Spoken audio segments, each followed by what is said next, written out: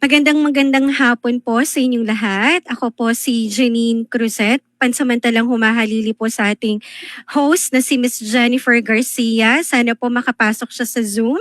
At binabati ko po kayong lahat mga ka-inklinasyon ng isang mapagpala at mainit na hapon. Binabati ko rin po ang inklinasyon team, ang ating pong technical director, si Direk Ina, ang ating pong technical support assistant, si JM, ang ating sign language interpreter, si Teacher Aisel, at ang ating mga captioners and OJTs na patuloy pong sumusuporta para po maging makabuluhan at epektibo ang ating programa po ngayong hapon na ito. Ang ating pong tatalakayan sa hapong ito ay may temang pagsasanay sa kakayahan, pag-unlad ng buhay. So, dyan lamang po kayo mga ka-inklinasyon at marami po kayong matututunan ngayong hapon na ito. Ako po ay isang babaeng may kapansanan sa paningin. Ngayon po ay nakasuot ng uniform po ng Inclination, black na polo shirt, and then naka-butterfly na hair clip, with dark brown hair and light complexion. Okay. Sa hapong pong ito, hayaan niyo pong ipakilala ko po sa inyo ang ating nag-iisang panauhin. We are honored to introduce our guest for today, a woman whose life and work continue to create a meaningful change in the lives of persons with disability. She is a licensed social worker, educator, a development advocate. Miss Juby Kaasi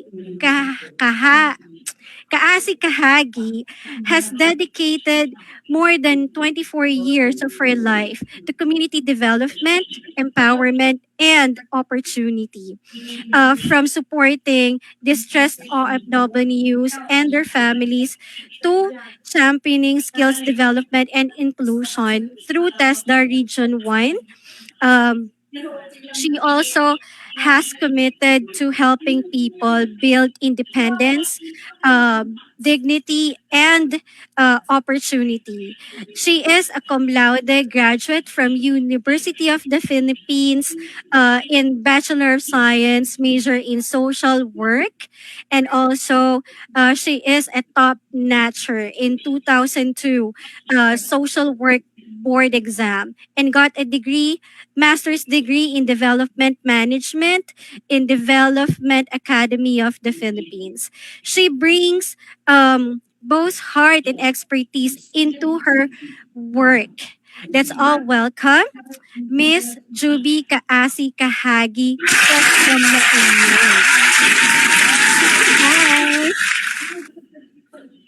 Hi po, Miss Juby. Narinig niyo po kami? Miss Juby. Alam niyo po mga ka-inklinasyon, pag paumanhin niyo po kami sa hapon na ito, nagkakaroon po kami ng technical issues on both sa aming technical side and amin pong sa mga hosts and guests. So, nandyan po si Miss Juby. Balikan po natin siya. Miss Juby, naririnig niyo po ba kami? Hello, good There afternoon po. Hi, Miss Juby. Kumusta po kayo? Okay naman po. Mainit po ba ngayon dyan sa La Union, Miss Juby? Mainit pa, hindi pa nagsisimula ang rainy season. Pero nawawala na po ba kayo ng kuryente dyan, rotational brownout? Medyo meron lang, affected pa rin nung sa pag may red alert na de-declare po yung sa national grid natin. Opo. Pero bumabalik din agad. Okay. Kasi po kami po dito sa Makati, Miss Juby, ano po kami, nagkakaroon din po kami ng rotational brownout pero sa ibang part po ng Makati area.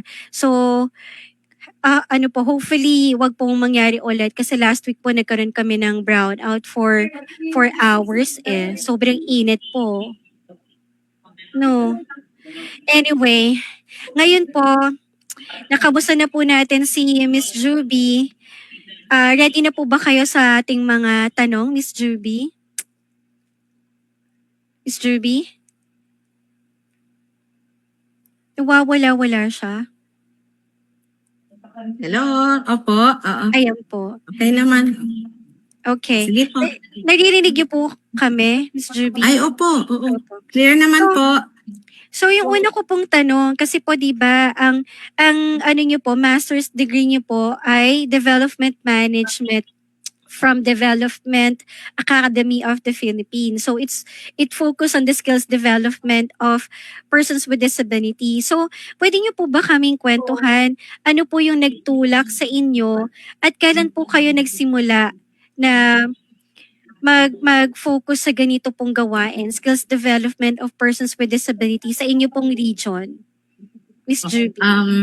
Actually po, magandang araw muna sa ating mga kasama, lalo dun sa mga nasa cyber world. Ayan. So, ako po kasi ay ayun, nakatapos ng social work. So, nagsimula yung ating involvement sa sector ng person with disability noong college po, noong patapos na yung aming BS Social Work. Kasi yung sa amin po, yung last sem namin sa BS Social Work po, ano na siya, integration. So ibig sabihin, on the job na siya, nandun na po kami sa actual na workplace. So halimbawa po ako, doon sa last semester ko po sa BS Social Work ng college ay nagstay po ako buong semester dito sa La Union.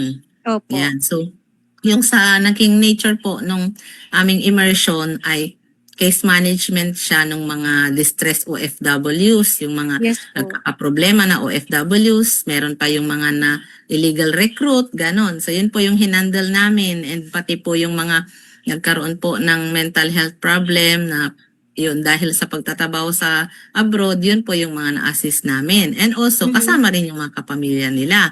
Ngayon po, nung ongoing na po yung immersion, so basically sa Pugula Union po kami nag-stay ng buong semester po yun. So, baba lang po yun ng Baguio City, pag sa mapa, kung familiar kayo. So, dito sa Region 1, meron po yung sa paakyat ka na ng Baguio City, dadaan ka ng La Union. So yun po yung huling bayan ng La Union bago umakyat ng Baguio. So yung habang nandoon po kami, nag-conduct po kami ng, syempre kasama doon sa aming immersion yung research. Ngayon, doon sa research po, lumabas na may na-profile po kami na 100 plus yung may mental health related problems po ng mga residente. So, tapos, iba-iba po yun. Meron yung sa epileptic, meron yung sa... Pero yung isang naging focus namin dahil migrant organization, yung NGO po na nag-host sa amin ng immersion ay nakafocus po doon sa mga nagkaroon ng mental health problem na OFWs. So, meron po kaming naging kliyente na may schizophrenia, yung iba po na depressed, yung iba naging psychotic, ganon. So, resulta po yun nung pag-a-abroad nila.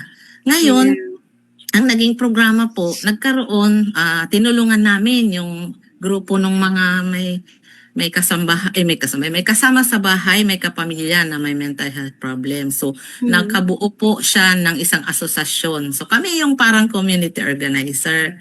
So, halimbawa po, yung mga may anak na may epilepsy, ganon, na isama. Hindi na lang yung mga distressed na OFWs na nagkaroon ng psychosis. So, naisama na pati yung mga hindi pamilya ng OFW na may epilepsy, yung merong Down syndrome, ganon. So, nagkaroon sila ng isang association, buong municipal, yung buong bayan po nila, yung coverage. And isa dun sa naging programa po, yung community-based mental health program. So, doon sa programa na yun, nabigyan ng opportunity yung mga may kapamilya na may problema, may pinagdadaanan on mental health na maka-avail po ng programa ng gobyerno. So na-tie up natin sila. Halimbawa po yung mga may schizophrenia, kailangan po kasi nila yan ng monthly na gamot. Yeah. Yung epilepsy, kailangan din nila ng gamot. So, Mhm. na-tie up po yan, nagmuwa ang NGO namin, yung munisipyo, yung local government ng Pugo at yung DOH po. So yung DOH Region 1, nag-provide po sila ng gamot para doon sa ating mga beneficiaries na may mental health problem. At may kasama po yan monthly check-up ng regional psychiatrist. So Opo. dineploy talaga nila yung psychiatrist ng regional hospital na mag-conduct po ng monthly check-up doon na mismo. Hindi na sila pupunta mag-commute pa ng 2 oras. So Mhm. doon mismo ang conduct ng check-up and the same time natutusukan sila at nabibigyan sila libre yung gamot. So yun Mhm. ang naging programa. So and then naituloy yun hanggang nung graduate, nung natapos na kami sa social work o di tapos pumasa kami sa board exam, na-hire po kami, na-absorb kami ng NGO. Kaya ang nangyari po, mula doon sa immersion ko, natuloy siya na Mhm. bilang empleyado. So, Yes po. ituloy ko yung pag-assist doon sa association ng may kapamilya na may mental health problem. So, hindi na lang po check-up yung nakandak. Hindi na lang libreng gamot. Mhm. Kundi, yung grupo nila, halimbawa, yung sa Down syndrome, ganon, or sa may epilepsy, hindi naman yan sinusumpong ng araw-araw or oras-oras. Pag Mhm. pag most of the time po, pag hindi naman sila sinusumpong nung sa ganon, ay functional sila. Very productive sila. So, nagkaroon po kami ng livelihood project doon na may tig-iisang kambing yung mga pamilya.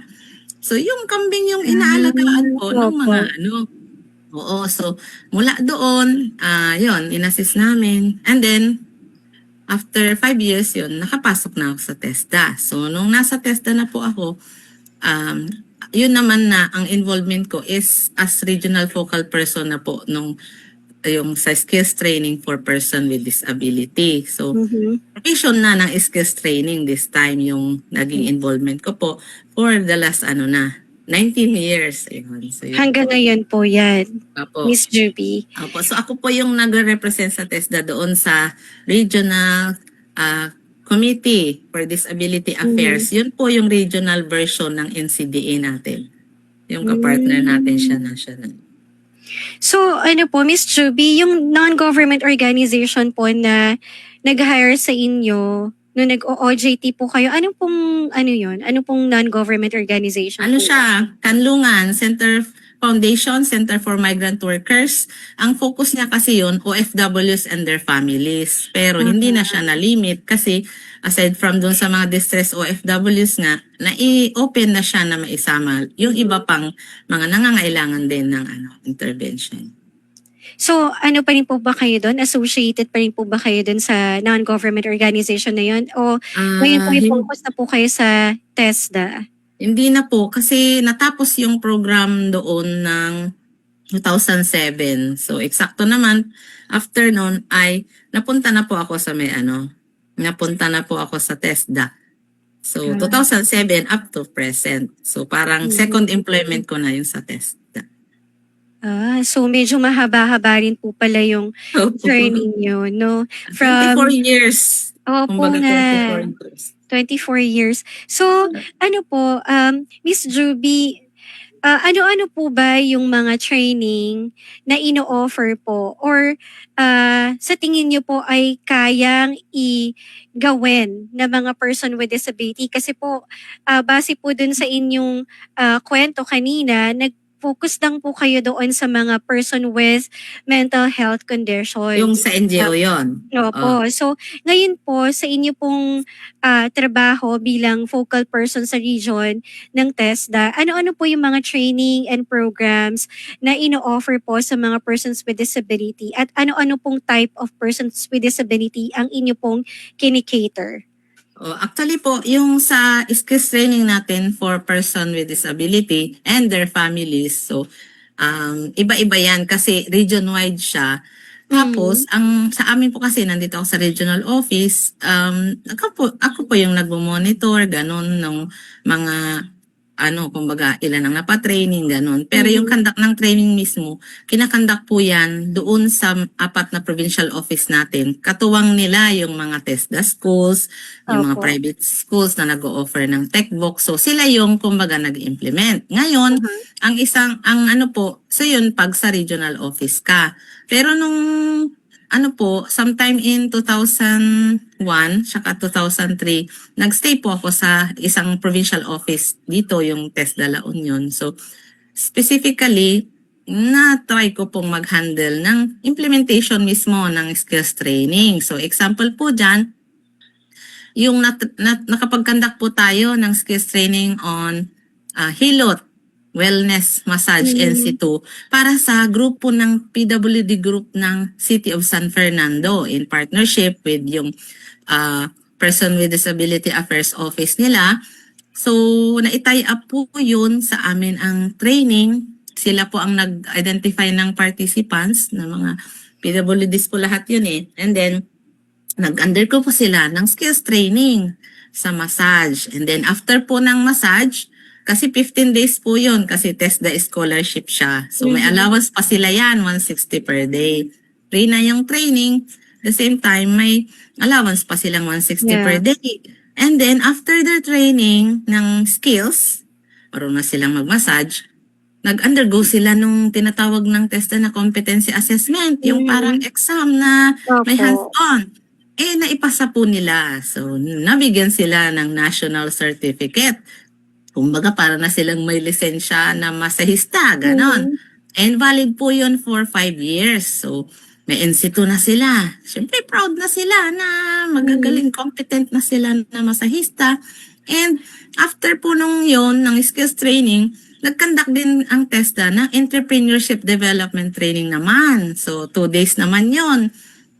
Para hindi, kumbaga, yung natutunan nila sa massage po, magamit nila, mag-practice sila as self-employed. Pwede silang mag-home service, ganon. So, and then, kinandak pa namin yung graduation nila.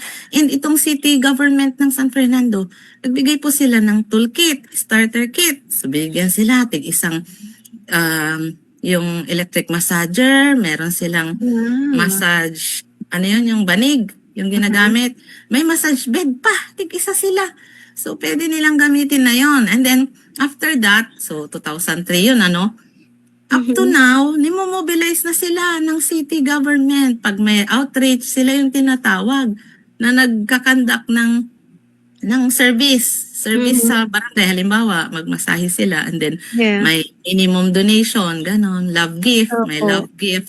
And meron na rin silang kasama na na-hire po sa local massage parlor dito. Yan. So, at least nakaka-proud na hindi lang training, kundi nagamit talaga nila. Either for personal nila, sa kapamilya nila, kung gusto nilang mag-home service, and meron pa mismong nakapagtrabaho po. So, yun yung isa. And then, meron din tayo, way back 2005, meron tayong nakandak noon, dressmaking naman siya.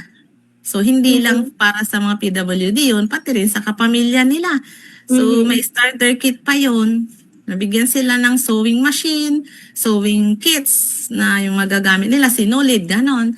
So, nagamit nila yon for yung kahit sa personal nila. And yun, nakakapagtahi-tahi na sila dun sa barangay, di ba? Yung mga nagpaparepair ng zipper. So, yun yung mga specific example po natin ng specific na training na na-avail ng ating mga PWD beneficiaries and pati rin yung kapamilya po nila. Ito pong mga skills training yun na po na nabanggit, Miss Juby, ano po ba to? May particular po ba na grupo ng mga person with disability? Like for example, yung massage therapist, massage therapy training nyo po ba? Is it just for people with visual impairment, or it's open for other types of disability, and even yung sa dressmaking nyo po? Open naman siya, ma'am, kasi actually yung sa availment ng skills training ng TESDA, so pwede yun walk-in. Kunwari yung isang napatraining natin ng hilot, after their training, nagpalista pa siya ng kukiri. Ano yun?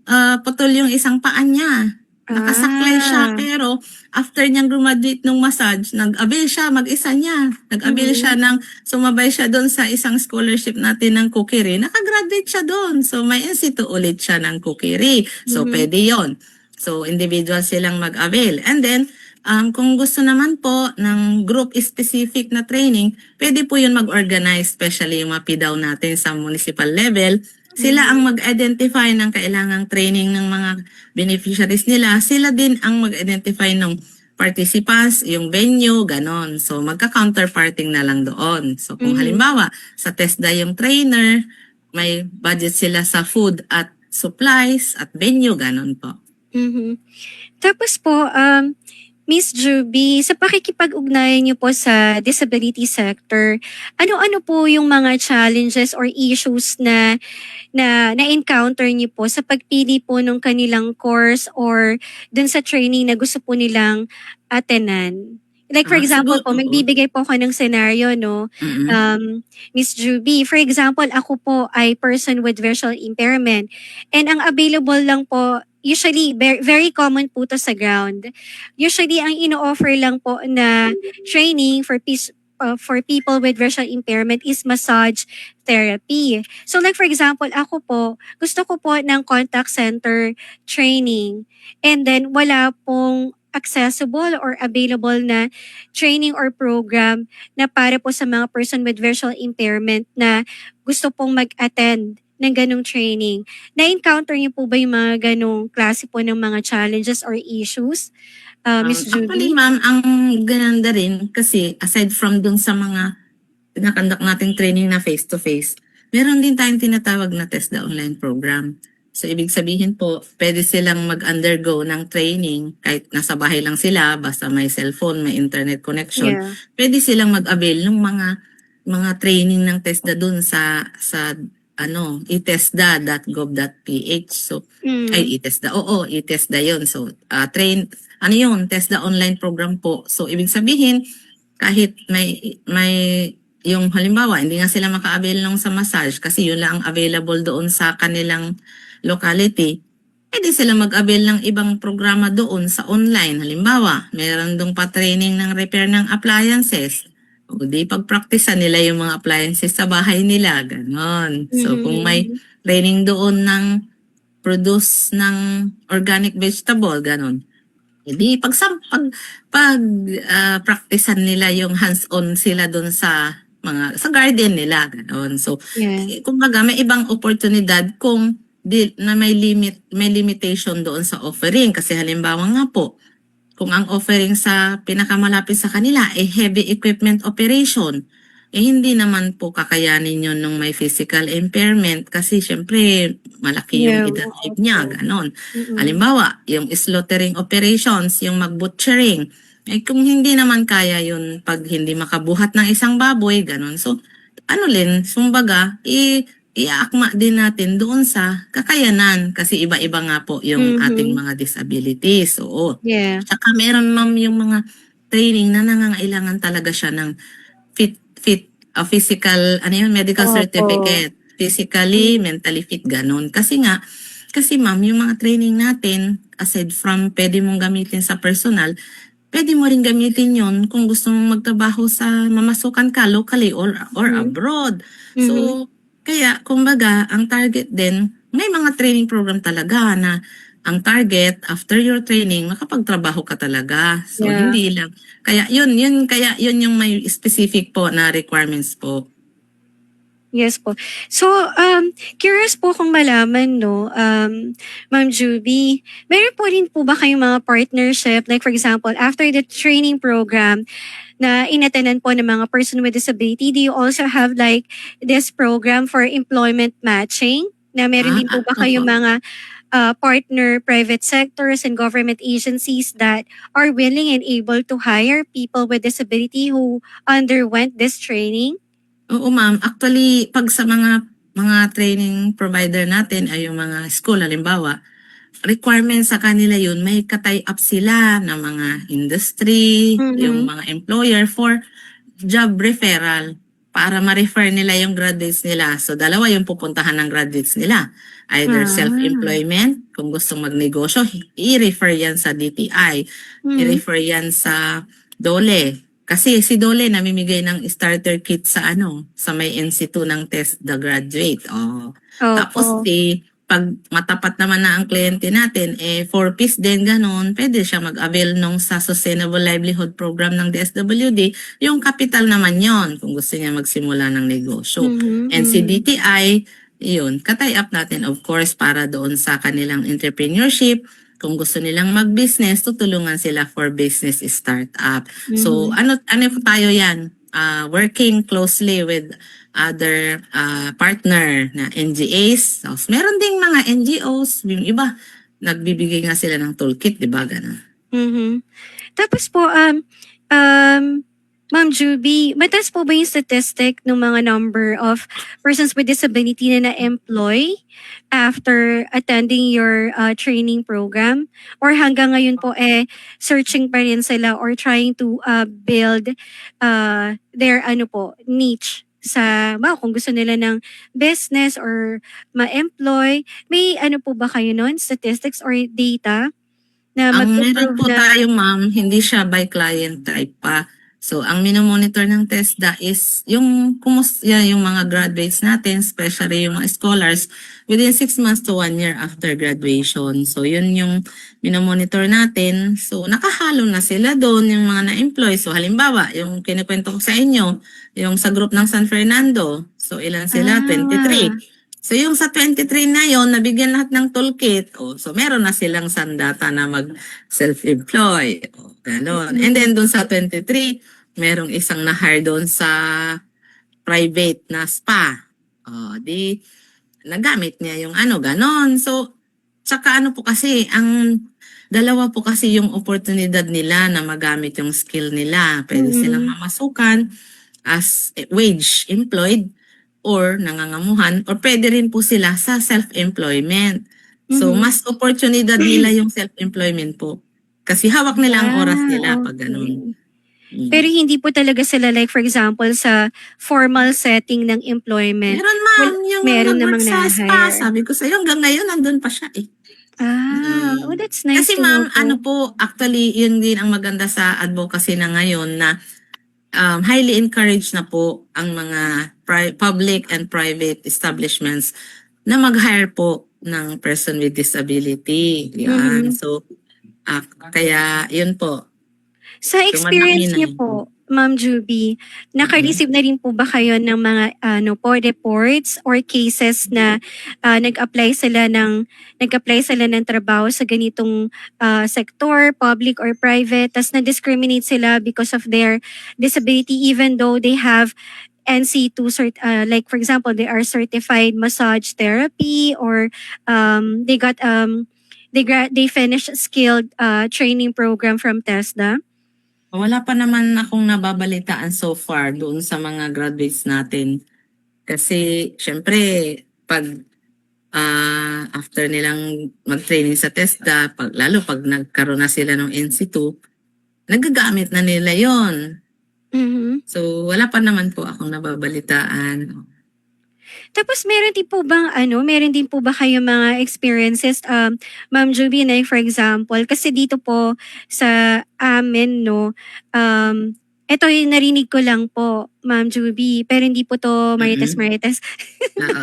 Ano po, yung iba po kasi like for example yung TESDA, they are very hesitant to provide cash incentive for those like people with disability or person with disability who finish training program. So mostly ang binibigay nila po talaga ay mga gamit like kit.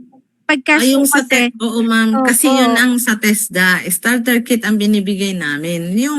Yung financial, doon siya papasok sa training support fund, yung parang allowance niya na daily. Yung binabanggit ko kanina na 160 per day. So habang Mhm. nagte-training siya, halimbawa 15 days yung massage, hilot massage, no? 15 days. O, 15 times 160. So, yun ang binibigay ng TESDA para makatulong dun sa pangkain niya, pamasahe, ganon. Tapos, after the training, kung ang programa ay kung ang scholarship may toolkit, yun, binibigyan siya. Pero kung financial assistance na para sa pagsimulan na startup capital, ganon, ibang ano na ma'am yun, kay ano na yun, DSWD, ganon. O kaya kay Dole, no, ma'am? Sa Dole, startup ano din. Hindi rin Startup kit din cash. po. In kind Hindi na din. cash. Starter kit din. Kasi po, alam niyo po, nung nakausap po namin yung TESTA before, the reason, even Dole, the reason why they don't really provide cash incentive, kasi they're not sure if they're going to really use the cash dun sa kanilang gustong negosyo. So, marahil, yun din po yung dahilan dahil maraming daw pong mga kaso na kukuha ng pera, pero iba po yung paggagamitan. So, ganun po yung reality sa ground. Pero sa inyo po dyan, sa Region 1, paano nyo po na-monitor yun, Ma'am Juby? If Ano like for ma'am? example, yeah, Yung go on. ganon? Halimbawa Opo. nga, yung na-conduct natin with yung grupo nila sa City of San Fernando, ang monitoring na nakakatulong yung ka-tie-up natin na local government unit kasi sila yung immediate na nakapart ng mga yun eh, 'di ba? Immediate Opo. sila ang constituents niya yun, ni-refer niya sa TESDA for skills training.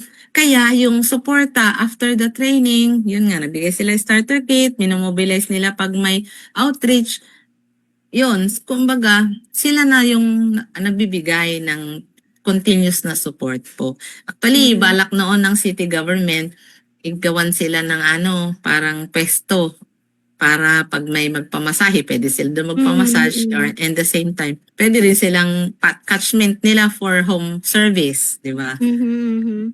Pero ano po, is kayo po sa region, binababa nyo lang po yun sa bawat barangay. Pero wala po kayong talagang definite na monitoring and evaluation toolkit na ginagamit. If like for example, this person with disability is really, practicing yung skills training program na inatenan niya sa TESDA. Na hanggang Meron ngayon lang active tayo, pa. meron kami pero generic siya para sa lahat ng graduates. So meron tayong annual na survey on the employability of the graduates. Ibig sabihin, lahat ng graduates ng TESDA, kahit regardless kung may disability o wala, kinakamusta natin within 6 months to 1 year para malaman kung nagamit ba niya yung training niya.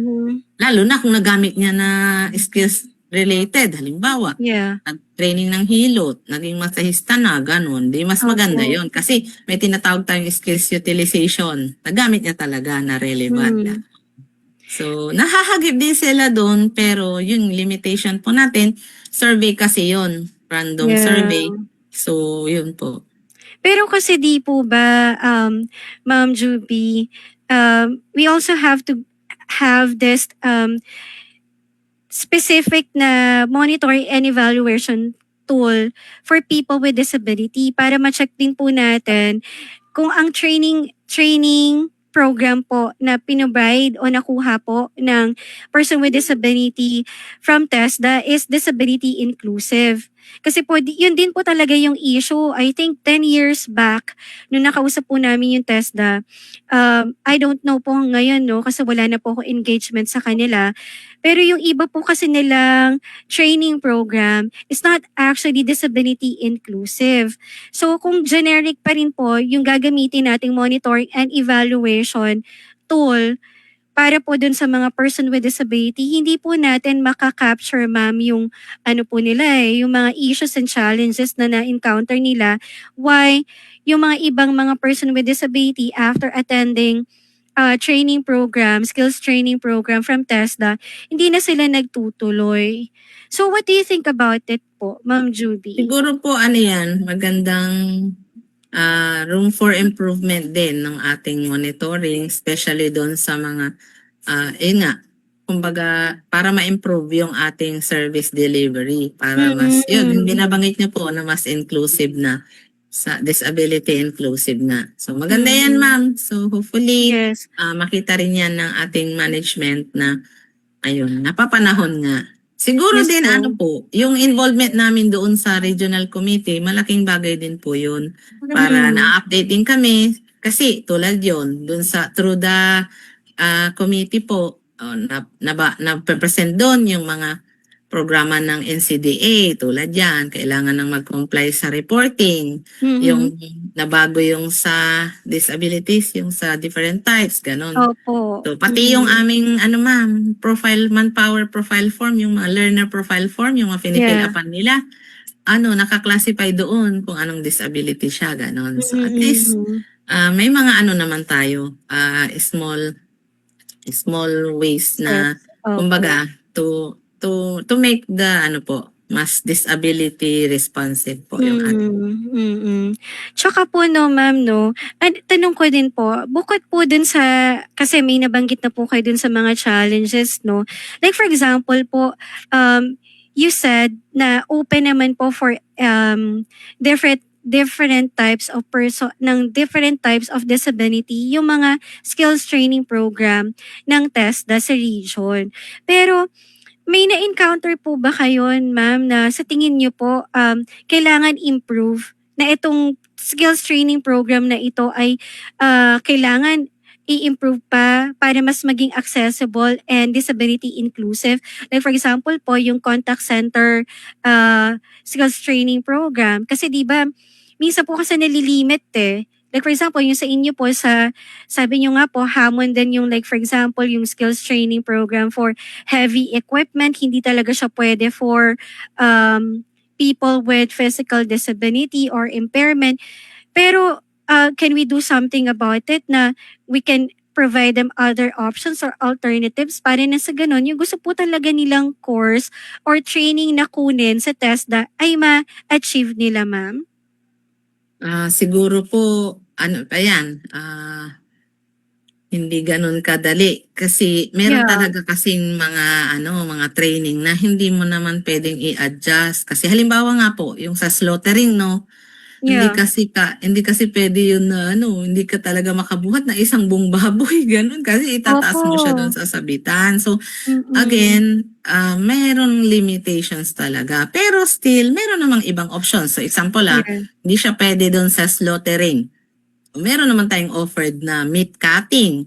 O di doon ka sa meat Mhm. cutting. Kung di mo kaya yung pisikalan na magbuhat ka ng buong baboy, doon ka na lang sa meat cutting. Kasi kahit nakasaklay ka doon or naka-wheelchair ka, kaya mo namang i-perform yun. Ganun, ma'am. Opo.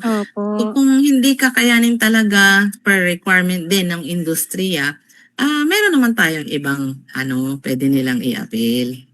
Opo. Sa opisina niyo po ba ma'am, yung mga person with disability po ba ay lumalapit po para humingi po ng payo? Like for example, gusto po nila ng ganitong, skills training program pero since they have this, limitations or type of disability na hindi po akma doon sa trabaho na gusto po nilang aralin, do you also provide po counseling or, Ano po, yung referral? ma'am, career guidance ang binibigay natin. So, Meron po kayong gano'n? meron Ay, that's tayong career good. advocates sa bawat TESDA schools. Yan. So, kung nag-walk-in ang isang kliyente, especially kung may disability siya, ika-career advice siya nung yung registrar, yung in charge sa Mhm, registration. mhm. Kasi pag nag-fill up siya ng form, lalagay naman niya dun anong type ng disability, especially kung hindi naman siya yung hindi nakikita, 'di ba? Na Opo. hindi, oo. So, siya naman, kumbaga magfi-fill up yung learner, makikita na doon sa interview niya pag tiningnan yung form niya, o kung ano yung limitations niya, kung may disability man siya, i-advise naman siya, kakausapin siya ng ating mga career advocates. Sa inyo po mga personal experiences po 'no, engaging with, people with disability or disability sector, ano po yung mga ano po, parang aha moment niyo or, na kapag ano po, lalo pong nagpaigting ng advocacy niyo po para tumulong sa mga person with disability na ma-include sa mga ganitong klase po ng gawain sa TESDA? Yung sa ma'am siguro yung, siyempre 'pag halimbawa yung sa skills training yung sa city 'di ba marami Opo. sila. 23. And then, syempre, nung graduation nila, hiningi na nila na, oh, paki-add friend kami, ganyan-ganyan. Tapos, Ah, magugulat ka na lang, opo. may mag-PPM sa'yo na, ma'am, pa-service ka, available kami, ganon. Tapos, magugulat ka na lang, may nagme-message na, nagte-thank you siya, kasi na-receive na nila yung toolkit nila, Mhm. nagagamit na nila. Tapos, yung isa, mag-PM na lang siya na-ka-avail siya nung kukiri ulit, bagong programa na Mhm. naman, para mas marami siyang opportunity, ganon. So, kahit yung mga, kumbaga, parang psychic income sila na ginawa mo lang naman yung trabaho mo, pero Opo. parang, 'di ba, Mhm. unsolicited yon na ni-recognize nila kahit papaano po Mhm. na nakatulong. May nabago po ba sa inyo bilang kayo po ay licensed social worker na nag-start po sa working for non-government organization and community-based mental health and now very engaged sa disability sector? Ano po yung mga pagbabago na yun? Pananaw po ba o sa Siguro inyong ma'am, personality? and sa atin kasi siyempre, halimbawa galing ka ng academe 'no, alam mo Hmm. theory ng mga social work practice, and then pagpunta mo ng NGO at kahit papaano nagamit mo, pero compared yung sa NGO and then now government, makikita mo yung marami yung available na menu ng services ng gobyerno na pwede nga nilang ma-avail nung sector, hindi lang yung may disability, kundi yung kapamilya nila para Mhm. kumbaga maging inclusive yung development, ma-avail, kumbaga maging accessible talaga yung mga programa Mhm. ng gobyerno kasi para naman talaga yun sa mga nangangailangan. Opo. Sa tingin niyo po bilang social worker, Ma'am Juby, ano-ano po kaya yung mga hadlang? Bakit po yung ibang mga person with disability ay hindi nakaka-access dun sa mga skills training program provided by the government, especially TESDA? Siguro Based on po, your oo, experience po, ma'am. sa amin kasi parang 'di ba open naman ang programa ng Hmm. gobyerno sa kahit anong klase ng kahit anong sektor ka galing. Ngayon, malaking bagay kasi yung sa mobilization, support din talaga ng mga local government units. Kasi halimbawa, pag sa TESDA, open yung scholarship namin. Pero kung may magre-refer na LGU, especially ma'am, kung may PDAW na Hmm. sila, di ba? Malaking Yeah. bagay yung may PDAW na hindi lang dati designated lang yan. Ngayon, permanent staff na sila. Opo, Sila opo. mismo ang nag-organize ng programa, tinatap lang ang TESDA. So, ibig sabihin yun, kung wala silang ganong initiative, hindi namin mari-reach out yung Right. mga yon, 'di ba? And then Opo. after the training, inaalagaan nila para maka-avail pa nung ano pa yung mga Tama po. related na programang pwede Mhm. nilang i-avail. So, talagang malaki ang role ng ating local government units po. Correct po kayo diyan. Tama po kayo diyan, Ma'am Juby. Bago po tayo magpatuloy, mga kainklunasyon, sa mga tanong pa po natin kay Ma'am Juby Kaasi Kahagi, bigyan daan muna po natin yung public service announcement, JM. Lumabas sa TV screen. Text, public service announcement, kasama ang makulay na logo ng Inklinasyon, kasama caption para sa bingi. Ang Incarnation ay isang online platform para sa pag-aadvokasya ng karapatan ng mga taong may kapansanan. Ipinakita, partner logo at caption para sa bingi. Nagsimula ito noong June 2020 sa kasagsagan ng pandemic sa tulong ng Philippine Coalition on the UN Convention on the Rights of Persons with Disability, INET Philippines, CISO Channel, Dorfel Foundation, kasama ang ibang mga disability rights advocates. Pinapakita, paglalarawan ng grupo ng taong may kapansanan. Layunin ng Incarnation ay magbigay ng boses sa mga organizations of persons with disability or taong may kapansanan upang mapalawak ang informasyon at kaalaman ng publiko tungkol sa disability at inclusion.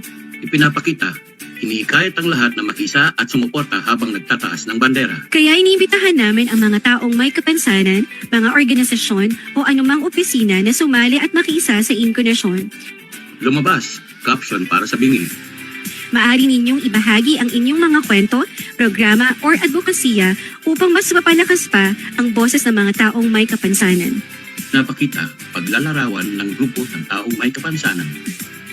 Sama-sama nating itaguyod ang mas inklusibong lipunan. Pinapakita makulay na logo ng inklinasyon.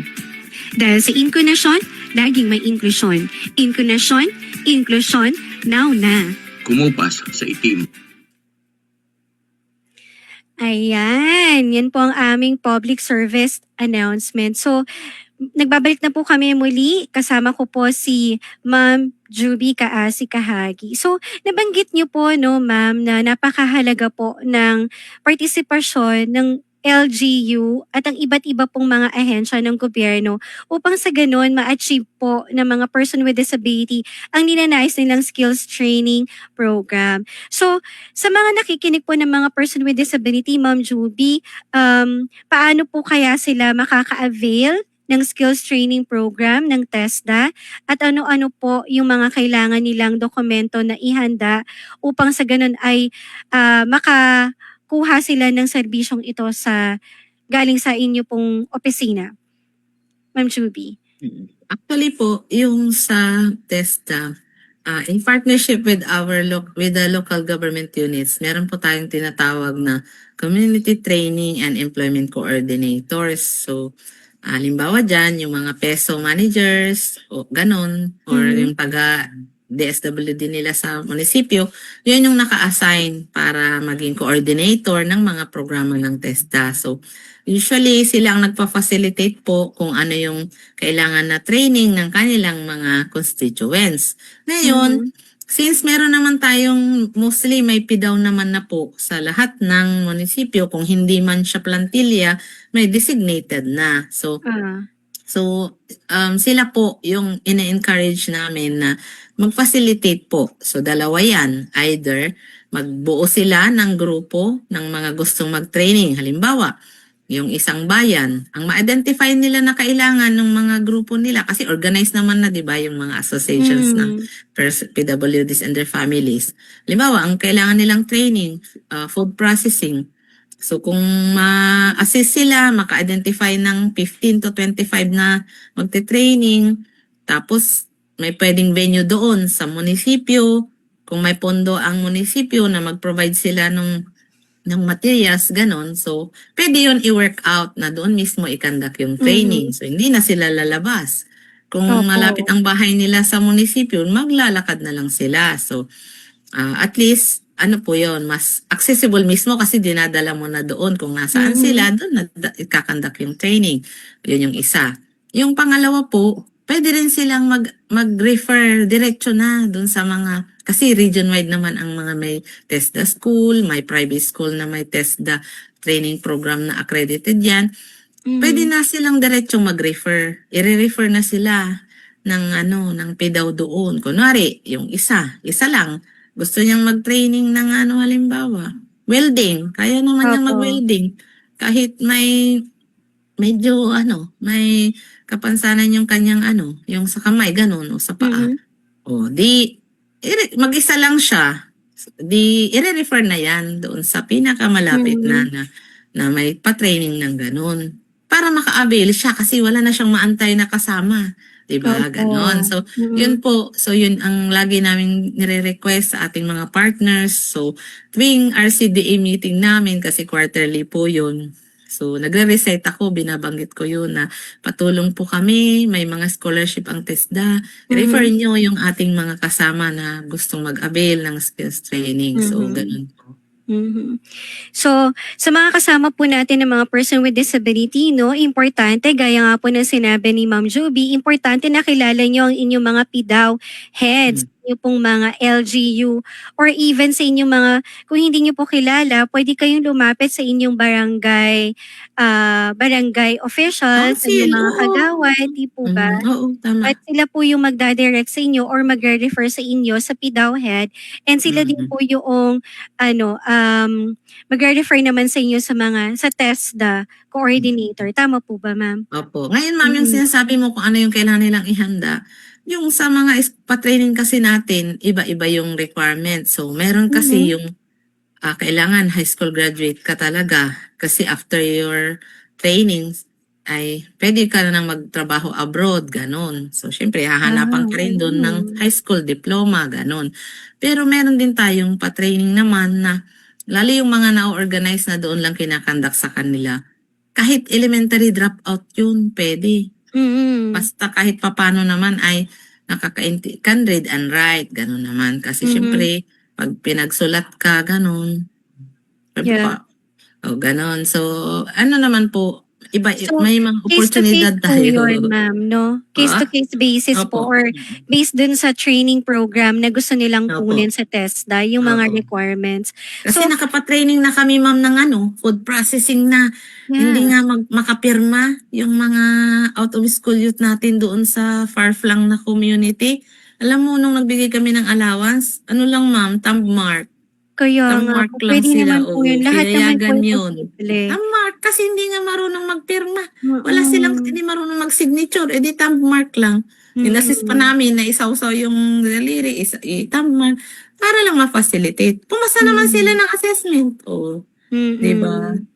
So, Ma'am Juby, pwede po bang pakiulit niyo po yung website po ng TESDA para naman po dun sa mga person with disability na gusto pong mag-check online? Ay, ma'am, yung kanina yung nabanggit ko, yun yung sa online. So, yun yung Ano po? TESDA Online Program or TOP, itesda.gov.ph yun. Pero kung gusto natin tingnan yung programa ng TESDA, diretso lang sa www.tesda.gov.ph. Kahit i-type mo lang ng TESDA, lalabas naman yan. Ilalabas naman ni Google yan. Opo. Yan. Sa Saka mga naman, pwede rin silang pumunta sa pinakamalapit na TESDA sa office, kanilang sa kanilang barangay po, lugar. no? Or yung training school, may nakalagay naman doon, TESDA accredited, ganun. Lapit lang sila Okay. doon, huwag silang mahiya. Correct.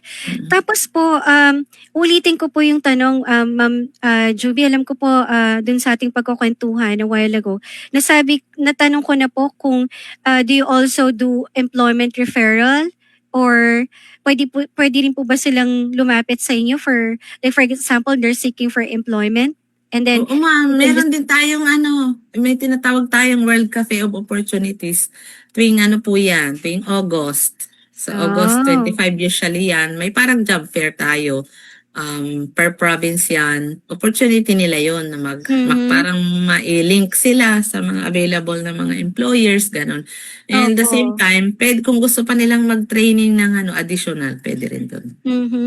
Pero do you also give them referral letter? Or hindi naman po? It's Yung sa school na, ma'am, kung kailangan nila. Okay. Tsaka meron silang NC2.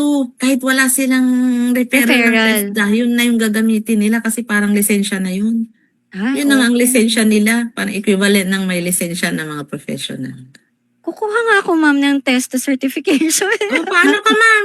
Ma'am, actually, kahit hindi ka na mag-training, kung kaya mo, skilled by practice. Ano na po, no? Marunong ka na magmasahe. Huwag ka na mag-training ng 15 days. Pa-assess ka lang. Hindi ako Pag marunong maipasa mo, magmasahe. bibigyan ka ng Hilot, Wellness, NC2. Hindi ako marunong magmasahe. Transcription po, ma'am, yung kaya kong Actually, gawin. ma'am, upcoming yon. Magkakaroon tayo ng sign language as a course. Siyempre, you work out yun with the sector. Oo. Opo. So, So, ma-recognize yung skill sa sign language. opo, that's nice to know po. So, Ma'am Juby po, bago po tayo magtapos, meron po ba kayong mensahe sa kapwa niyo po government employee at mensahe po para po sa mga person with disability at sa kanila pong pamilya?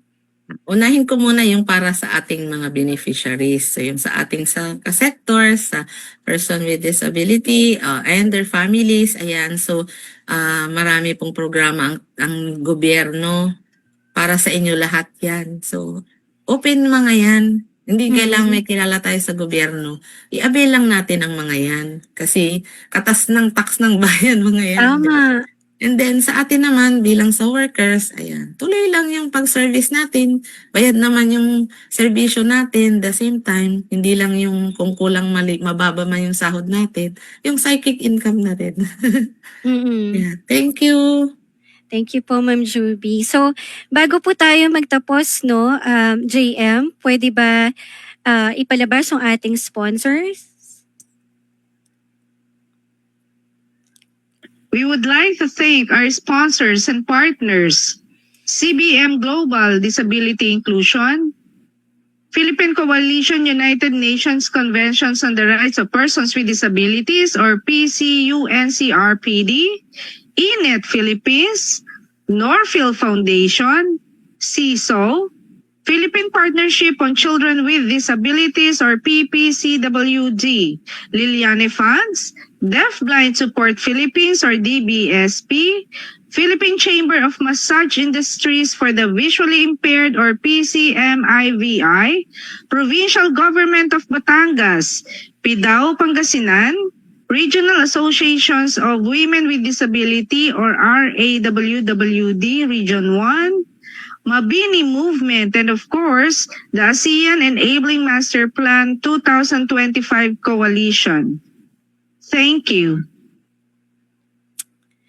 Ayan, natapos na naman po ang isang oras na talakayan po natin sa pagsasanay ng kakayahan, pag-unlad ng buhay para sa mga taong may kapansanan. Pinapasalamatan po ng Inclination Family, si Ma'am Juby Kaasi Kahagi, fresh from La Union, sa kanyang mga makabuluhang insights, reflection, and experiences na nakapagpabuhay ng pag-asa ng mga person with disability na kahit na wala tayong educational or higher educational background, may ginagawa naman po ang ating gobyerno sa pamamagitan po ng TESDA upang ang ating kakayahan ay mapaunlad at tayo po ay maging self-reliant. Hindi po natatapos yung ating pong buhay sa ating kapansanan. Gawin po natin itong tungtungan upang mapaunlad pa po natin yung ating kakayahan. Sa akin po bilang mensahe sa kapwa ko po taong may kapansanan, isang bahagi lamang po ng ating pagkatao ang ating kapansanan, pero hindi po to yung ating kabuuan. May habang buhay, may pag-asa. Sabi nga ni Ma'am Juby sa aming pong discussion at kwentuhan, tayo po mismo yung magkaroon ng inisyatibo na lumapit sa gobyerno. Kung hindi man po na ilalapit sa atin yung mga training programs na available sa ating pong mga barangay, makipagkaibigan po tayo dun sa mga tao na alam nating may connection, may networks, at maaari po tayong tulungan upang matagpuan po natin yung ating kabuluhan o ang ating espasyo sa lipunan upang tayo'y maramdaman natin na tayo'y included despite of our disability. So, maraming salamat po sa ka-Inclination. Muli po sa susunod na linggo at episode, sana po makasama po namin kayo ulit. Dahil dito po sa Inclination, laging may inklusyon. Inclusion, now na.